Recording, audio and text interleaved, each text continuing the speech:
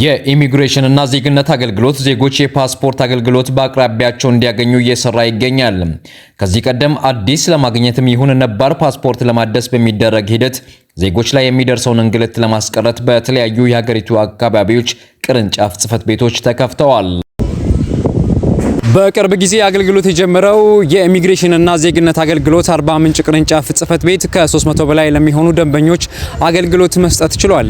በዚህም ዜጎችን ካላስፈላጊ ወጪ እንግልትና እንዲሁም ደግሞ በአቅራቢያቸው ቀልጣፋ የሆነ አገልግሎት እንዲያገኙ አስችሏል። በቅርንጫፍ ጽሕፈት ቤቱ አገልግሎት ሲያገኙ ያገኘናቸው ተገልጋዮች በአቅራቢያቸው ቀልጣፋ አገልግሎት ማግኘት መቻላቸውን ነግረውናል። ፓስፖርት ኮሮና ጊዜ ለማሳደስ እኔ አዲስ አበባ ነው መጀመሪያ ያወጣሁት። ለማሳደስ ኮሮና ጊዜ አዋሳ ሄጃለሁ። 800 ብር ነበር ትራንስፖርት ኮስት፣ ከዛ በላይ ነው ያወጣሁት።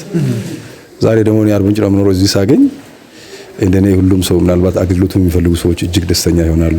ማያውቁ ሰዎችም ደግሞ እዚህ ቅርብ አይመስላቸውም። አሁን አርባ ምንጭ ላይ ፓስፖርት ኖርማል እንደሚያገኙ አይመስላቸውም። ስለዚህ እኔ ለነሱ አስተማሪ ነኝ። እኔ በጣም ነው ደስታ የተሰማኝ። ባይዘው ለመሄድ አሁን ትራንስፖርቱ ሁሉንም ወጪ የሚችለው ይኑር፣ ግን እስከ አዲስ አበባ ሄዶ ለማውጣት ሌላ ወጪ ስለሚያስፈልግ እዚህ በአቅራቢያው የተገኘው በጣም ደስ ብሎኛል። ኮይሮ ፓስፖርት አዲስ አበባ ንግዴ ኮደር ወጪ ያከሲስ ግን ሀጋሶ ይቶገ ኑስ ወጪ አፍሪካ ቀነሲዲ ደሞ እሱ ሲዲ ሀጋሶ ጋር መረጃ እሱ ሲዲ ሀጋሶ ጋር ማስታወቂያ በይዲ ይዳሽን ደሞ ፍጥነት አዲስ አበባ ግዲያኮ ከባደሽን ያጋን ሎይትዲ ኤሶን እኪዳ አዲስ አበባ እጄ ወርዜ ምሎ ነገር በጣም አዲስ አበባ ብቻዬነት በጣም ይጎዳል። ከዛ አዲስ አበባ እንደርኩት ፓስፖርቱን ለሞከር ብዙ አላማ እንዳደረው የሆነ ጓደኛዬ ደውሎ አርባ ምንጭ ላይ ጀምሮ አለ በሰፈሬ ለምን አትሞክረም ምናምን ብሎ ደውሎ ነበር። እሺ ብዬ መጣሁ።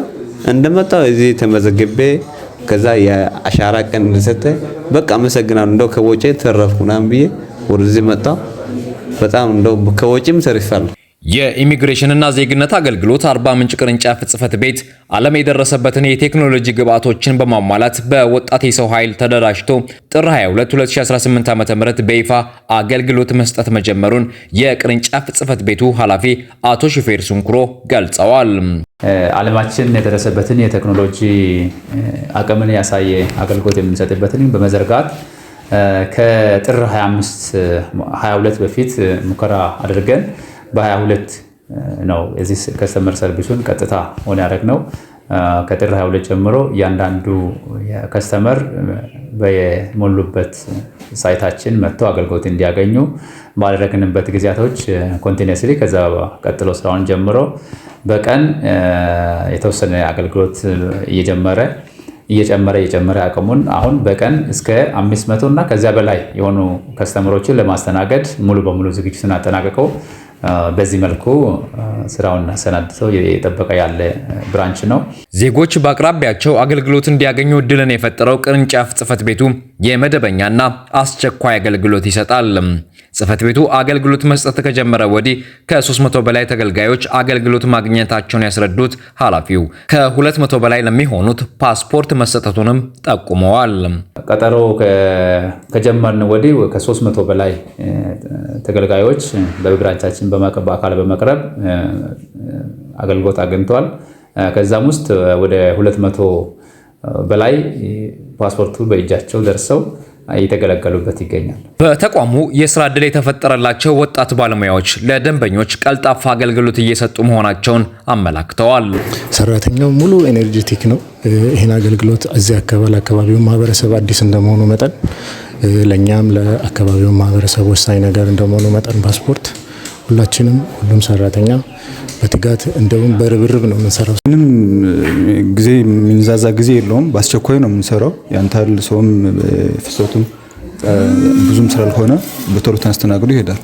ዜጎች ለመደበኛ አገልግሎት 5000 ብር ለአስቸኳይ አገልግሎት ደግሞ 20000 ብር የሚከፍሉ እንደሆነ አቶ ሹፌር አውስተዋል።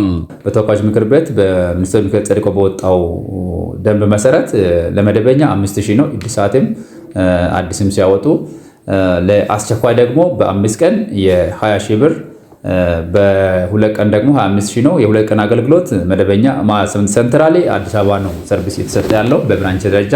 ቀጣይ የምናከናውን ይሆናል። በአሁኑ ሰዓት ግን ባለ 20 ሺውን የ5 ቀን አገልግሎት ነው እዚህ ማግኘት የሚችሉት። በአርባ ምንጭ ከተማና አካባቢያ የሚገኙ ፓስፖርት ፈላጊዎች ፓስፖርት ለማውጣት የሚያስችሉ ቅድመ ሁኔታዎች የልደት ካርድ፣ የታደሰ የቀበሌ መታወቂያና ፋይዳ መታወቂያ በመያዝ በአርባ ምንጭ ከተማ ሴቻ ከኢትዮጵያ ንግድ ባንክ ዶይሳ ቅርንጫፍ ፊት ለፊት ጋሞ ዞን ገቢዎች መምሪያን አለፍ ብሎ በሚያገኙት ጽሕፈት ቤት በአካል በመገኘት አገልግሎት ማግኘት እንደሚችሉ ተገልጿል።